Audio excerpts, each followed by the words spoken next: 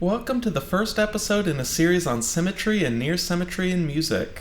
This is a really important series that unlocks a new understanding of how harmony and rhythm function at the most fundamental level. By the end of the series, you'll never look at music the same way. I'm Jay Beard and I make videos about Scriabin and music theory. Check out my website to see the lessons and courses that I offer, like the new Applying Set Theory course, and please like, comment, and subscribe. If you're new to my videos, you can consider terms like chord, scale, and set as essentially interchangeable. This series weaves together ideas from some of my previous video series, such as set theory, parsimonious voice leading, and music as geometry, so feel free to explore those for a deeper dive into the background. Now let's get into the significance of symmetry and harmony at the whiteboard. When I first began theorizing about music, I thought that the intervals of a chord were solely responsible for the effect of the harmony. A chord made up of consonant intervals should sound consonant, and a chord with dissonant intervals should sound dissonant, and the same for everything in between. While this is largely true, there's another factor at play which is most apparent from one glaring exception: the augmented chord. It's made up of 3 major thirds, which is a very consonant interval. However, it clearly functions and sounds dissonant. The explanation is that the augmented chord sounds dissonant because it's symmetrical. Symmetry is when a figure remains the same after undergoing some kind of transformation. We can visualize transformations in symmetry best by putting the 12 pitches around a circle. I have videos explaining this perspective in more detail, and you can purchase these physical pitch circles on my website. So when you hear the word symmetry, you might assume I mean the lines we draw on this triangle showing how one half maps onto itself like a mirror image. That's a type of symmetry called inversional symmetry, meaning the figure remains the same when inverted or flipped across an axis of symmetry.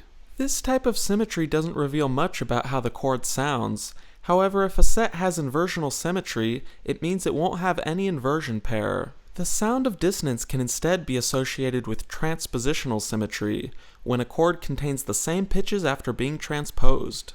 When we transpose an augmented chord up a major third, it retains all the same pitches. This implies that the chord is limited in how many times it can be transposed to unique pitches. In the case of this augmented chord, it can only be transposed to 4 unique positions, while the remaining transpositions map onto themselves. Chords without transpositional symmetry can be transposed to all 12 positions with unique pitches. At the end of this video, I'll take a shot at explaining why transpositional symmetry sounds dissonant, but first I want to give some examples of isolated symmetrical sets, and I'll show musical examples later on in the series. Here's the French 6 chord and set 4-9. Both sound dissonant and have one transposition level at which they map onto themselves, that being the tritone. These are examples of typical symmetrical sets, but what we're really going to focus on in this series are maximally symmetrical sets. These are special sets that have as many transposition levels that map onto themselves as they have number of pitches. My YouTube channel logo shows all the maximally symmetrical sets as geometry together. The maximally symmetrical sets are the tritone interval, the augmented chord, diminished chord, whole tone scale, and technically the chromatic scale counts as well. To give an example, the whole tone scale has 6 pitches, and there's 6 transposition levels where it maps onto itself, thus it's maximally symmetrical. Sets can have different amounts of transpositional symmetry based on how many times they map onto themselves, and the more symmetry they have, the more dissonant they sound. The maximally symmetrical sets have as much transpositional symmetry as they have pitches, which makes them sound especially dissonant but also provides benefits for voice leading to neighboring sets, which we'll discuss in the next episode. So why do sets with transpositional symmetry sound dissonant?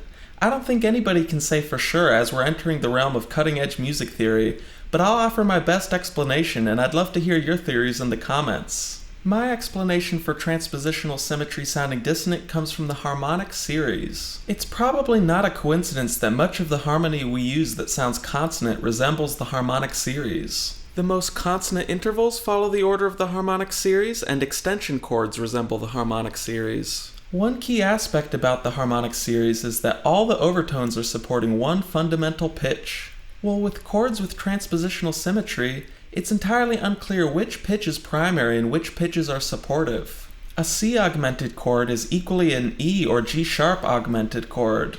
Every interval is equal, as we can see with the equilateral triangle, so no pitch can stick out as the focal pitch to resemble nature's framework for consonants. When our ear hears symmetrical sets, it's heard as an aberration from the harmonic series. It's like our brain wants to make sense of music with a focal pitch, so when we hear a symmetrical chord, it's heard as dissonance that wants to resolve to a consonant chord with a clear, stable center of gravity. The last thing I'll mention is that the opposite is true for rhythm. We can view rhythm as geometry as well, and in fact, all the most stable usual rhythms are symmetrical. A basic rock beat is symmetrical, while rhythms that are highly subdivided and disjunct are non-symmetrical and sound dissonant.